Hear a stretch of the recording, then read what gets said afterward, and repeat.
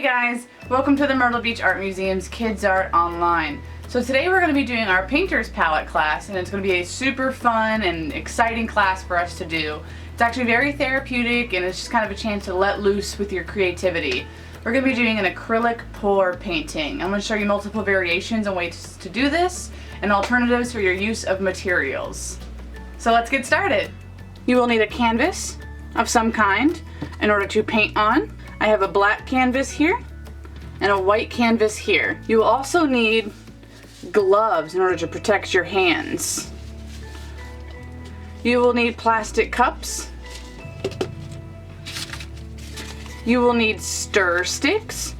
You will also need paints. Now you will need your pouring medium. This is what creates the paint to flow and not mix together into a murky brown color. This here is called Floetrol.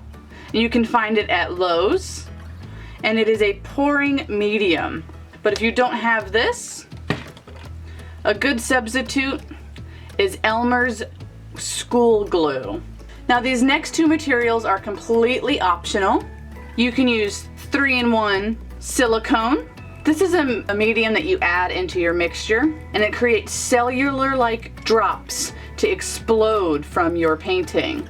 Make sure that you have parental guidance during this step of the process. You want to make sure that your surface is somewhere safe for you to create a mess. You want to go ahead and get your cups. I wouldn't do more than 4 colors because then it begins to get a little bit grainy.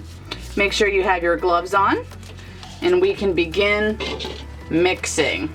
You want to start with a base color. I'm going to start with white.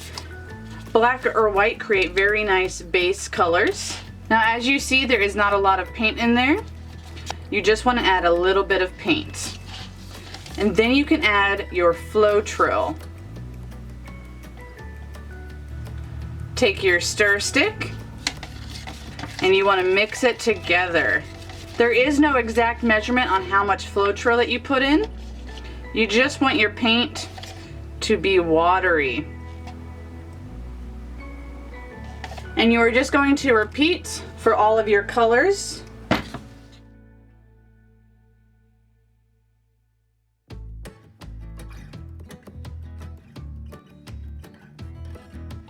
I am only going to be working with 3 colors, but you can do up to 4 if you prefer.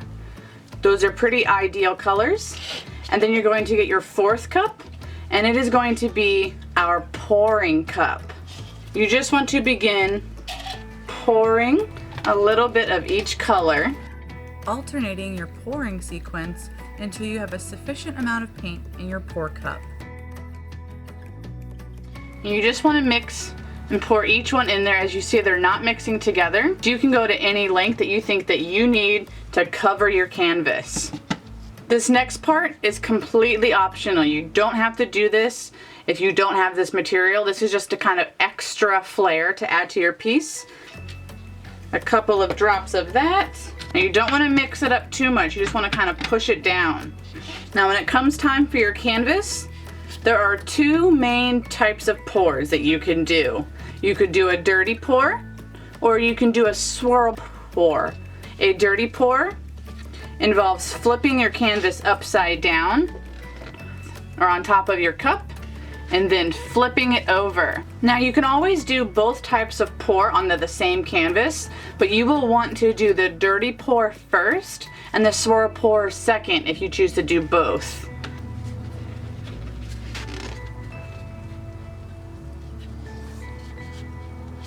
You have it completely flipped upside down, and then you are going to remove and shake out all the paint.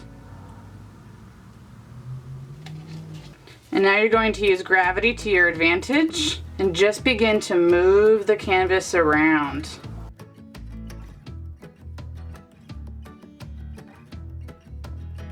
If you added the silicone into your piece, this is where you would apply the heat gun.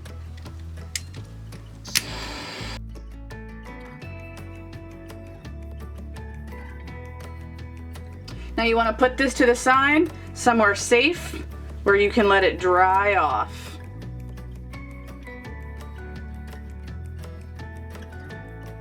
When you're ready to pour, you can go ahead and grab your canvas. It is a completely dry canvas, but you can take one of your other colors and you can brush on some color.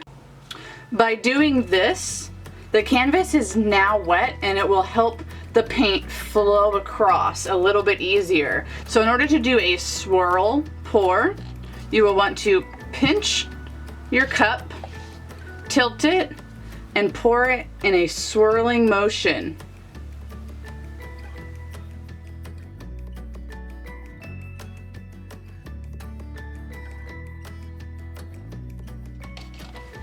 And that is the swirl pour method. And then you're going to let gravity take over and just move the canvas and let gravity.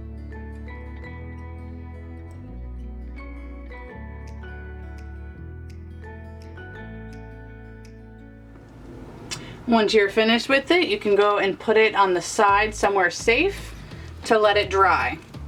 These will take at least 24 hours to completely dry. If you worked outside and you leave them in the sun, they do dry a little bit quicker on a nice sunny day, but make sure that it's not going to rain anytime soon if you are going to leave them outside. After the 24 hours, they should be completely dry. And then take a picture of them and share them onto your favorite social media. And hashtag MB Art Museum and hashtag KidsArt Online. I'd love to see your guys' works. Thank you so much. Bye.